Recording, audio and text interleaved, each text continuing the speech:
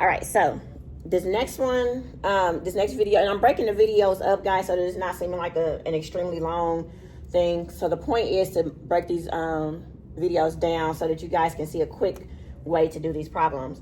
So this next function is going to be, or next expression example is going to be on our assessment. We are trying to find like terms, the greatest common factor between these two monomials, but we're also trying to write our answer in factorization form or in distributive property form, kind of the same difference. So it's 72x minus 18xy. So again, we're going to start with factoring out the numbers. So I'm going to first do 72, okay? So in order to get 72, I know I can multiply 8 times 9. Neither one of these are prime, so I'm going to box both of them out so I can continue to factor. I gave the kids this method, the boxing and circling, because it helps them identify when they actually get to a prime ending, and they can go ahead and end out factoring that number. All right, so then in order to get 8, I can multiply 2 times 4. I'm going to circle 2 because 2 is a prime number. 4 is not, so I'm going to box it. But to get 4, I can multiply 2 and 2. Those are both prime, so I'm going to circle it. Then, in order to get 9, I can multiply 3 times 3. That's prime, so I'm going to circle those.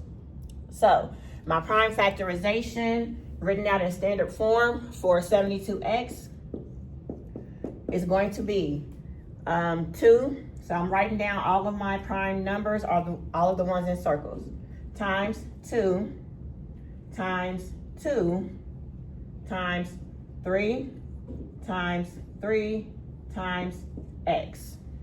So that's written out in standard or expanded form, okay? And then the next step, I'm going to go ahead and do the same thing with the number 18, okay? If I factor out 18, I can multiply 2 times 9.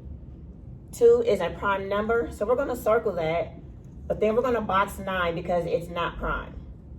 In order to get 9, I can multiply 3 times 3. That is prime, so we're going to circle it. Now over here, I'm going to write out 18xy in standard or expanded form, and I get 2 times 3 times 3 times x times y. Okay, so now we're here.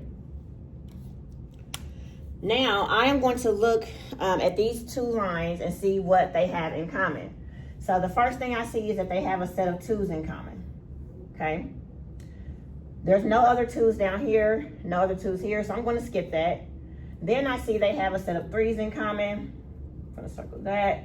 And they have another set of 3's in common. They also have an x in common. All right, so now I'm going to go ahead and write out what they have in common. So they have one set of 2's, so we're going to do 2 times, they have a set of 3's, another set of 3's, and then a set of x. So I'm going to go ahead, and since I've already used these, I'm going to mark them out. I've used that, that, and that. Okay, so now when I do my math here, I have 2 times 3, which will give me 6, times 3, which is going to give me 18x. Okay, so now I have 18x. What I have left with 72x is a 2, and that's it. So 2 times 2 is going to give me 4. That's what I have left from 72x. Then for 18xy, what I have left is y. So that's all I have left is y. So if you take what we have already factored out, which is, oh, you can't even see that, my bad. There we go. So if you take out what we have factored out, we have 18x. I'll write it up here. So we have 18x, and we're going to multiply that or distribute it, because this is in distributive property, to what we have left here, which is 2 times 2, so that's going to be 4, okay? And then it's going to be minus, because our initial problem was minus, And then what we have left here is going to be y. Okay, so now if you look there at distributive property, 18x times 4 minus y, if you actually work the math out, it should come out to be exactly what we have here, 17x minus 18xy. But this would be your final answer, 18x times 4 minus y. So if you do 18x times 4, you will get 72x.